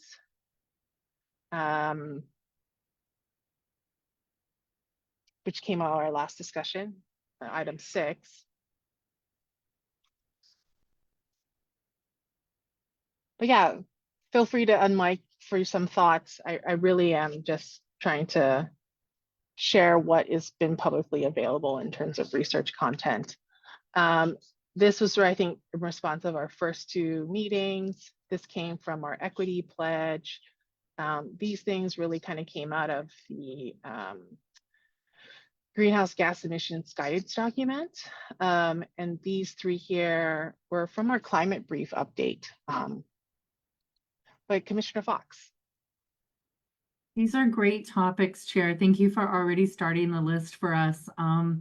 These are going to be really helpful presentations. I just wanted to share with the Commission that this week the Hawaii Department of Health hosted the first ever Climate Change and Health conference, and it was funded by the Centers for Disease Control and Prevention, the CDC, which is a great mark of federal support on the climate change impacts on human health. I think especially topics that came up a lot were social equity, climate justice, extreme heat, and definitely racial equity was another big focus because of the nexus between chronic disease burdens and the burdens of climate change.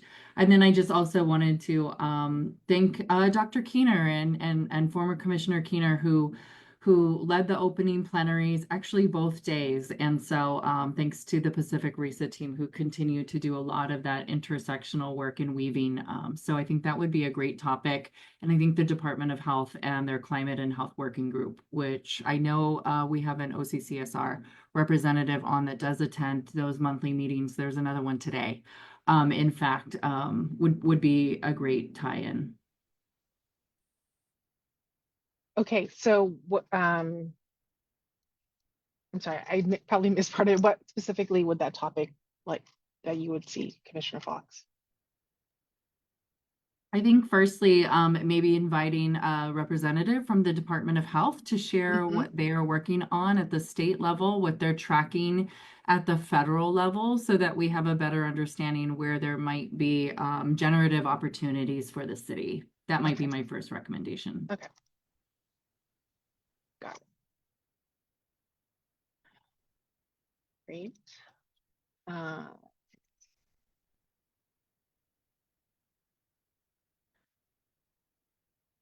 Commissioner Olson. Yeah, again, thanks as well for this terrific list. We are going to be busy. And just to add some content to the food system, we could invite Albie Miles from University of West Oahu, who's a food systems researcher, and Susan Crow from Manoa to talk about the Climate Smart Commodities Project, which is trying to develop a multi-dimensional metric of what climate smart commodities means in the state in partnership with a lot of producers. So that could be, somewhere to look. I think I would love to see discussion somewhere about circular economy principles. Some of that would come up in the food system, but we're thinking about getting environmental services and talking about how we're moving from a linear economy into a circular economy. Kamana Beamer has a really wonderful group of looking at what a circular economy looks like from an Indigenous perspective and advancing that agenda.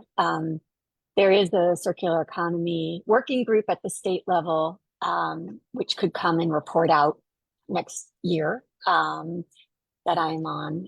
And then lastly, going back to the discussion we had with sea level rise, really pushing forward ecosystem-based adaptation and where we stand in the state with that. How can we figure out the policy frameworks needed? It remains kind of the cousin, the poor cousin of gray infrastructure, right? Just because of uncertainties, but we've done a lot. Hawaii has a history of embracing ecosystems to support human well-being and altering them, over centuries to serve our needs. And I'd like to see that brought to the forefront, thinking about how we can adapt using nature, not just concrete. I agree. That'd be great. Okay. So this is a great sort of laundry list. I think will be good. We'll find a way to share this out to the commissioners. If there are more things you want to add, I think what we should do is try and prioritize, because it's a lot, right? It's not to say that we need to have topics on all of these, but it's just sort of some recommendations that have come out from our past documents.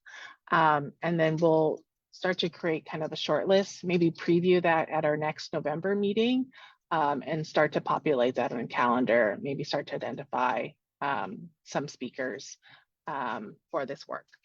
So that was really kind of the agenda I wanted to sort of talk about. And so I'm going to ask Kiana, go ahead. Yep. Oh, I was just going to say maybe one of the ways we can prioritize is which speakers are most related to the guidance documents we're working on.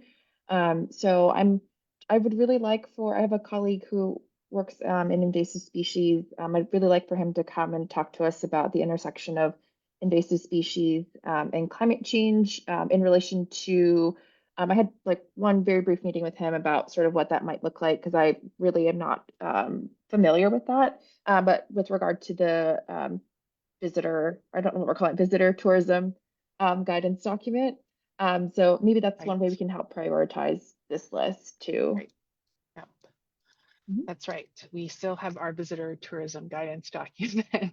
Yes, that's on me. I'm sorry. I haven't had a whole lot of time, but I'm going to try to wrap up the piece I want to wrap up in the next couple of months and potentially pass it to another commissioner. But Sounds good. yeah. Okay, great. So I will find a way to sort of share this out. And so we can kind of have it on our next agenda for November for discussion. Any comments from the public? Okay, moving on, and I just want to do a quick time check. It is 10:49. We typically run to 11. So you have about 10 minutes left. So let's see if we can kind of get through the rest of the items. The next piece I wanted to talk about was a review on the Climate Commission's equity, pledge towards equity. We had signed this in 2022, really when we had formalized our guidance document on the synergy between climate change and social equity. It was sort of recognizing the climate sort of injustices that currently live and sort of those impacts. But really, the sort of the primer of that pledge was trying to see if we could commit to perhaps having more in-person meetings. And I put this on the agenda primarily because we have new commissioners, right? We are now officially the full second cohort of commissioners for the commission.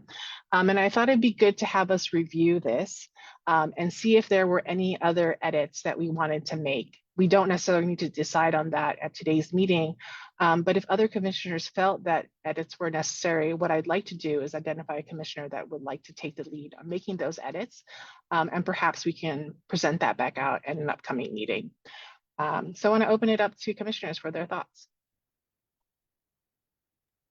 I just want to really quickly plug Melanie for the new commissioners that when I first started at the commission, this was my first big project.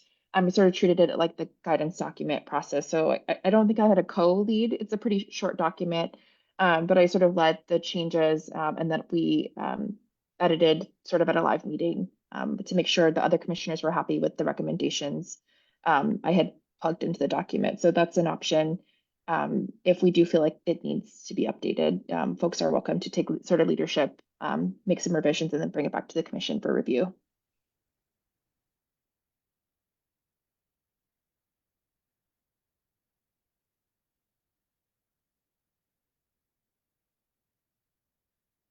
Great. Should I share my screen or we can just, it was in the board packet. If you want, I can share my screen as well too, if that helps. Maybe I'll just add, I added some recommended provisions for us if we do have an in-person meeting. That's kind of the big changes that I made, as well as some changing around some language with regard to how we talk about this issue. So if folks have any other thoughts on how we provide in-person meetings, I think that would be good to share. Or if folks have other thoughts on what we want to sort of commit ourselves to. I also added a reporting requirement, but we haven't had any in-person meetings, so no need for reporting. Pretty minor reporting, but I think it is good that we are holding ourselves accountable. Yeah, so I'll just preview. So what we said was we would try to meet periodically in different areas throughout the island of Oahu, really as a way to invite sort of minority sort of community leaders to participate in person. And we really then talked about kind of the location of that meeting in relation to transit hubs being within a 1/4 mile walking distance. Also sort of recognizing family structure, time of day. So ensuring that the meetings were kind of flexible, but also, outside of the normal work hours, recognizing that perhaps there needed to be some dependent care available at these meetings as well too, so that people could fully engage. And then if we did start doing these in-person meetings, having the OCCSR Ben's office help us with some reporting out on the metrics of that. So those are really kind of the, the items in our pledge. So I really just wanted to bring it up. We don't have to go any further if that's the case, but I just wanted to bring it up for us to sort of look at and see if there were any recommendations. Yeah. Commissioner Romine. Everything in here is all great and well-intentioned. We've had some reality checks in the meantime about the ability, the capacity, the timing of doing in-person meetings. I guess we need to be realistic about that. It seems to be difficult to do things outside of normal work hours, and then just the people power that's required to host a hybrid meeting in an offsite location seems to be a challenge too. So we've heard that a few times. I just wanted to bring recognition to that. I don't know if Ben wants to say anything about that, but I think we need to be realistic about some of this too. I agree with you. We're currently sort of, in a way, somewhat committed to meeting this, right? And that kind of speaks to some of the polling I did or asked Karan to do of our availability. Ben, I don't know if you want to sort of share kind of your thoughts on this in-person thing. We know it's a challenge. Establishing in-person would really rely on participation from your office. There's a couple of thoughts I have. One is I would appreciate someone checking me on this, but my recollection of our discussion with Corporation Counsel was that there's no requirement for it to be a hybrid meeting. And so if we were to do in-person only, it greatly simplifies what we have to produce. And you know, we want to find a way to get it done. You know, we can't make equity commitments and then say, oh, it's too hard. And I really appreciate the latitude you've given us this far.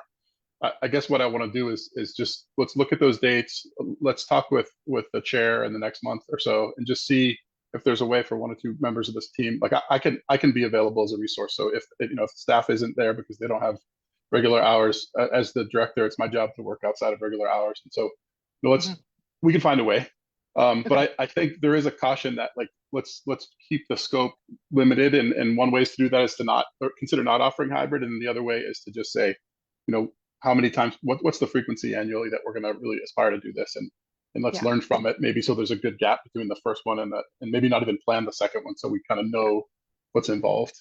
But yeah, we're committed to trying to help out, and I know this is a priority for the commission.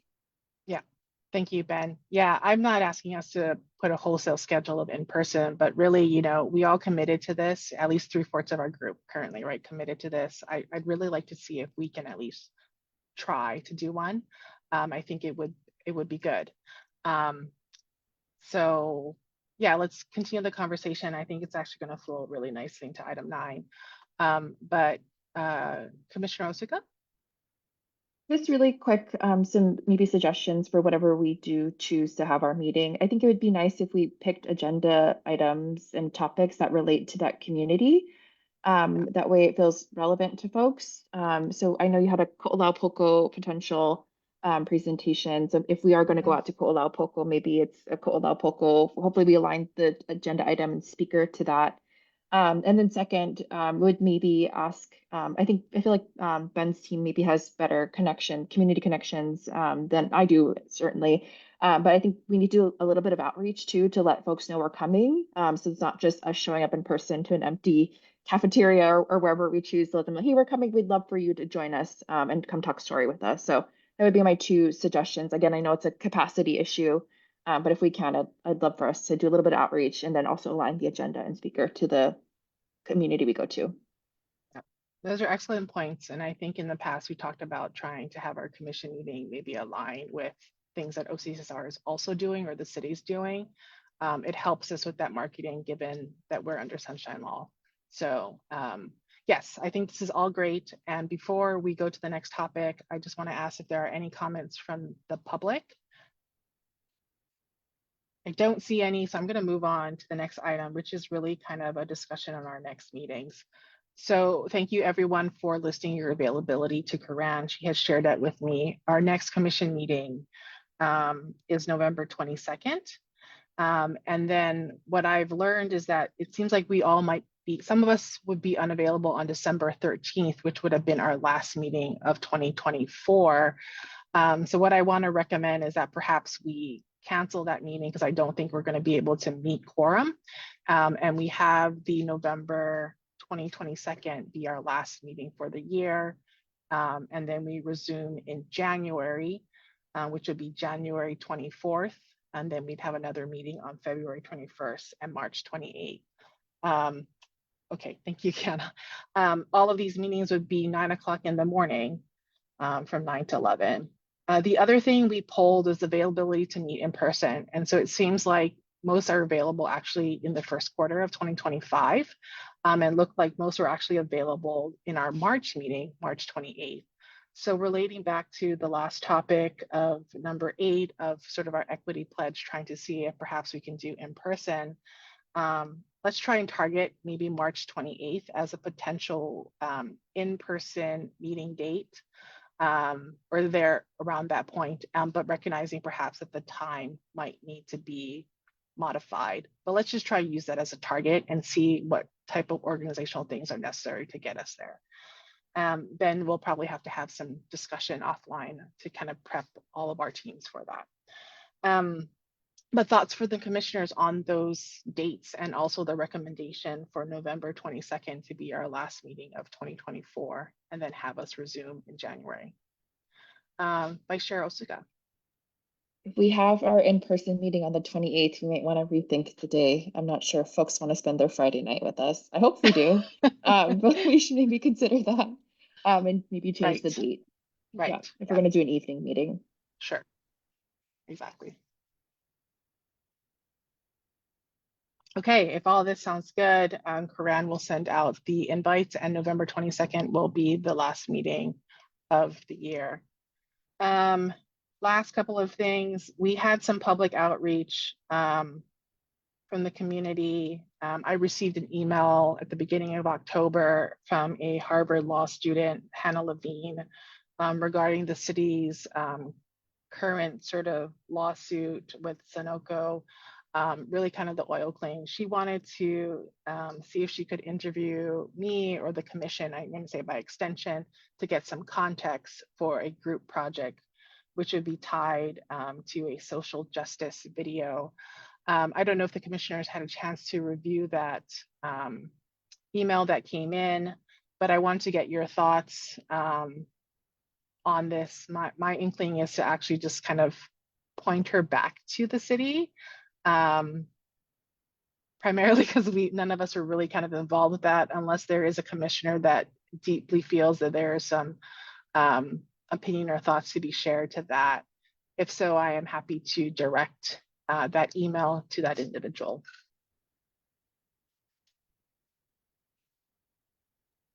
And Melanie, to confirm, this person is not in the meeting, right? I'm just looking. This person is not in the meeting, no. Okay. So it was pretty, you know, it was sort of the preference was to do a Zoom call.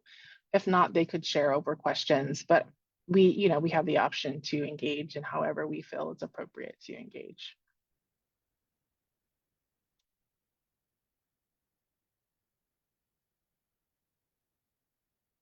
Okay, hearing no comments from the commissioners, I think what I'm going to do is sort of point them to some guidance from the city and move that forward. Going to our third to last, are there any other comments or input from the public that is not on the agenda? I don't see any in the chat. Maya, is there anything online? All right, hearing none, going to our favorite line, announcements. Any announcements from our commissioners that you'd like to share out with the community? Commissioner Osuga. I have two.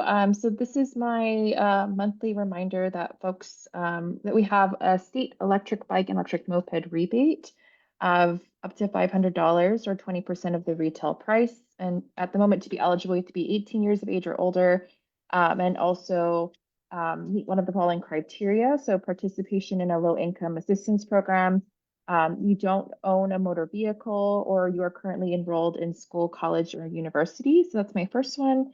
And then the second one is that the City Department of Transportation Services just held their Complete Streets meeting for the Keolu area in Kailua. And the idea of that is to provide, or they're trying to solicit public feedback on safety improvements, particularly for those people walking and biking, and to help manage speed. So folks are interested in providing feedback on that. And so folks know my little speech, but in order for people to feel comfortable and safe to take more climate friendly modes of transportation, we have to change existing infrastructure. So if folks would like to comment on that, I'll also pop a link into the chat for both. That's all. Thank you. Great. Thank you, Commissioner Osuka. Any other announcements from the group? Commissioner Romain.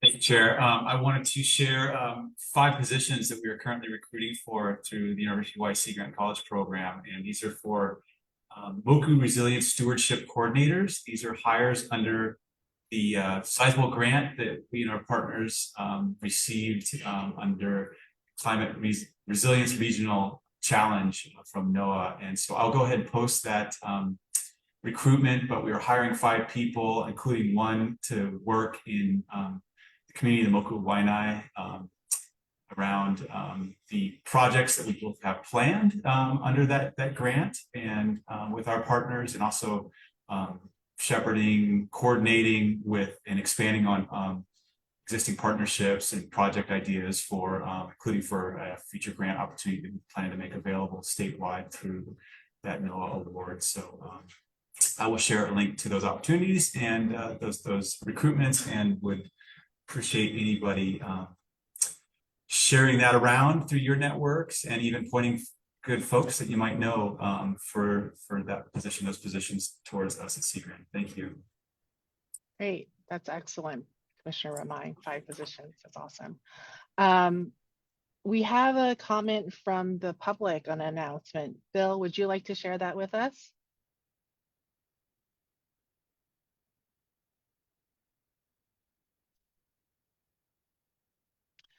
So basically his comment is there's a youth climate summit at the state capitol on November 16th. And he provided a link in there.